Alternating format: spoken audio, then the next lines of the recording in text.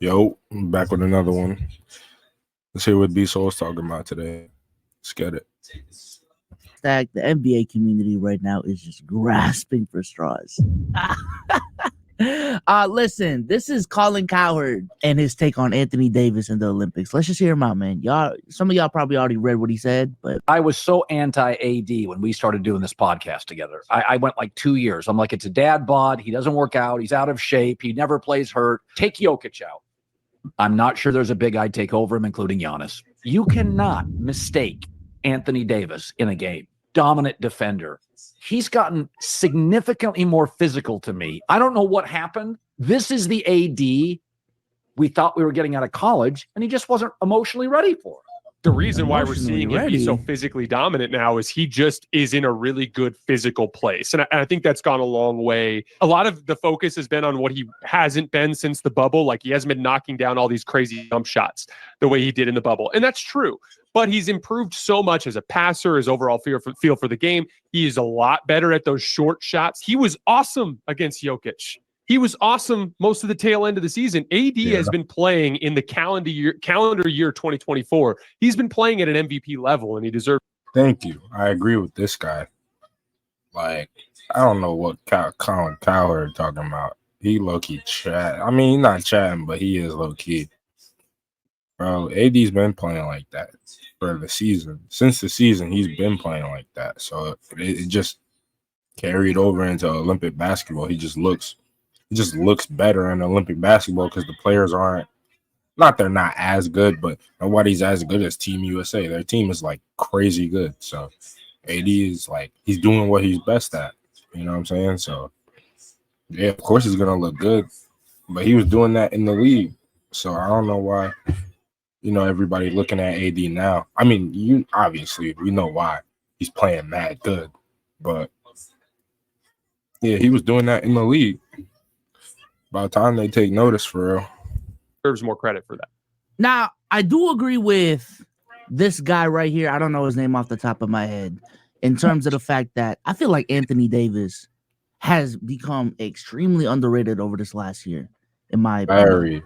I think, honestly, not to me, but he is closer to that top 5 conversation than a lot of people give him credit for. Because I feel like the hierarchy of NBA players right now essentially goes Jokic, Giannis, Luka, Embiid, then probably SGA, and everyone else. I feel like, what's y'all top 5? Like, the hierarchy, AD is pushing that 5 way closer than what a lot of people give him credit for. Like, I'm not gonna lie, and I'm a really big SGA fan. If you want to say, guys, if you're looking for a school that is 100% online, offers low cost tuition, and has over 100 right now that AD is better than SGA, or even in this last season, if you want to say AD is a better player than SGA, am I really gonna give you crazy pushback? I don't think so.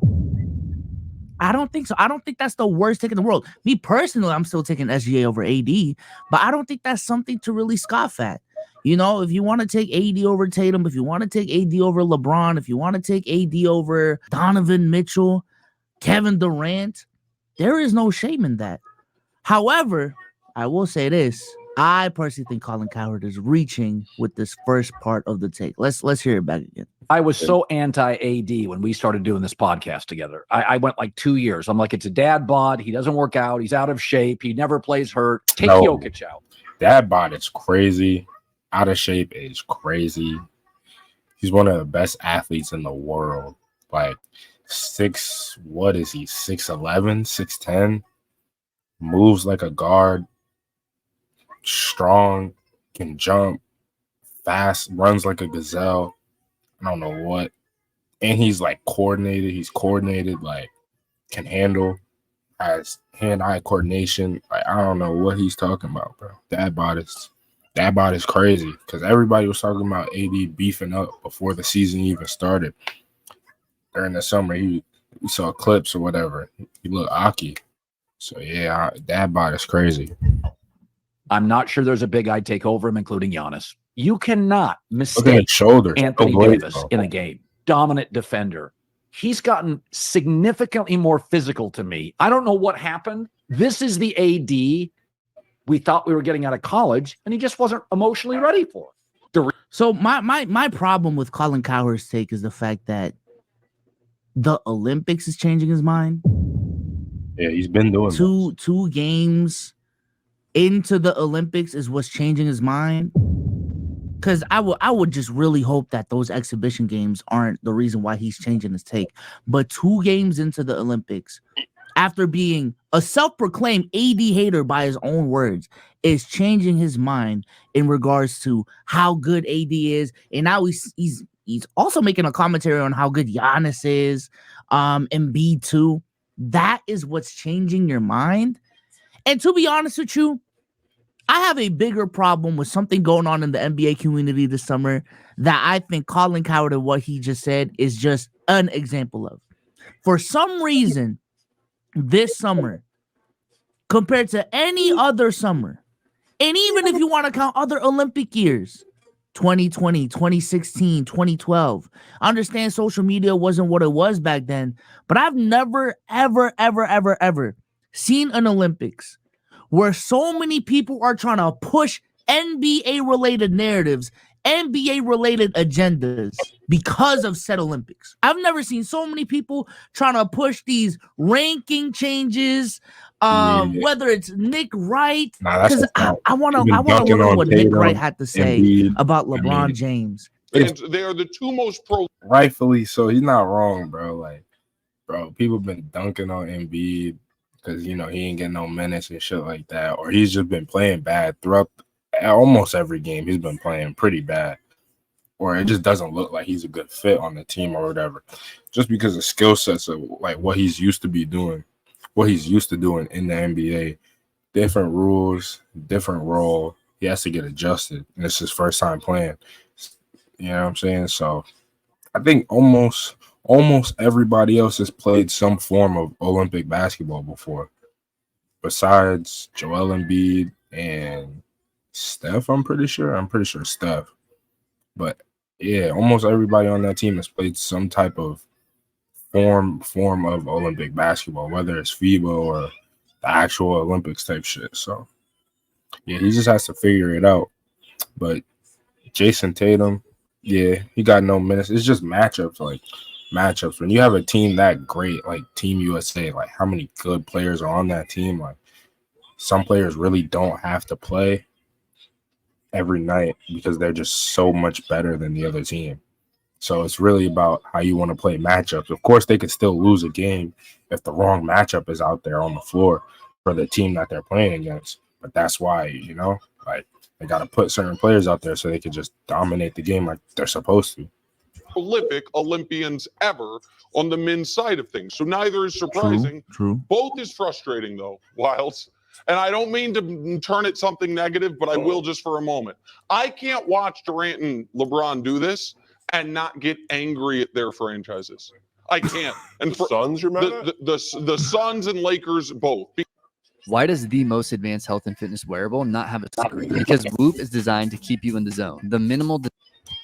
Because all of us, myself included, in the commentary world, have maybe prematurely downgraded LeBron and Durant slightly as far as where they are in the NBA hierarchy. I buy this. You know what I mean? Like, okay, because look, LeBron's almost 40, he's in year 21, so he's not a top 5 guy anymore. He's, 11, 12. And Durant, is he better than Devin Booker? Is he not? Man, when I watch these two guys, healthy, rested under these circumstances, sure feels like these are the 2 best players on the team. And if you're the 2 best players on Team USA, yes, Giannis, Jokic, Luka are the 3 best guys. Take those 3 guys. But during this tournament, LeBron James has looked like the 4th best player in the world behind those guys. And Durant, in his very limited action, now looks like neck and neck with LeBron. And it just feels like they are still top 5-ish players, even at their age. So, yeah, that another example, and mind you, this is not the only example of analysts this summer just trying to, I feel like, personally grasp for straws and reach because, truth be told, I feel like in terms of shit to talk about in the NBA and in the basketball world, compared to even like last offseason, just in the NBA specifically, I guess, there isn't really much to talk about. I'm going to keep it a whole stack. But it just makes no sense to me. It just makes no sense to me why we're using not necessarily exhibition games, but games in which the completely different games in which the rules are completely different to change our rankings. I feel like personally the reason why KD has been so effective for Team USA is because his role on Team USA is just to get buckets. That's it. That's it. Changed from what his This role team is has so many different playmakers. the This league. team has so many different That's what he defenders does that in the you are NBA. just asking So Kevin Durant to get it just buckets. transfers over. And that is But it. for other We're not players- asking them to playmaker. For like other players, bro, that's not their role. For Drew Holiday on Boston, yeah, he's supposed to play defense, but he's also supposed to get buckets and manage the team low key because he's the point guard. But on Team USA, it's be more playmaking instead of trying to score. Hit your open shots and play good defense. That's it. That's all his role is right now. You're not asking him to defend. You know what I'm saying? And with the spacing on this team, with the amount of other scorers on this team, you can't really help off of truly anyone on this team. Nah. So what does that do? 27 KD unleashed. 2017 KD, single coverage. You can't really help off of him. Nah. And if that's KD's gonna cook any day of the week. Any day of the week. And I will say this to Nick Wright's credit, I have maintained throughout the whole season, last season, that if we're going into a series, if we're going into just one game, is LeBron like I think LeBron still being in those top 5 conversations. Hell, even just you get one pick for a 2-week stretch or 1-week stretch. Which player are you taking? That type of conversation, I feel like LeBron and even KD is getting undermined in those discussions. So I'll give Nick right that.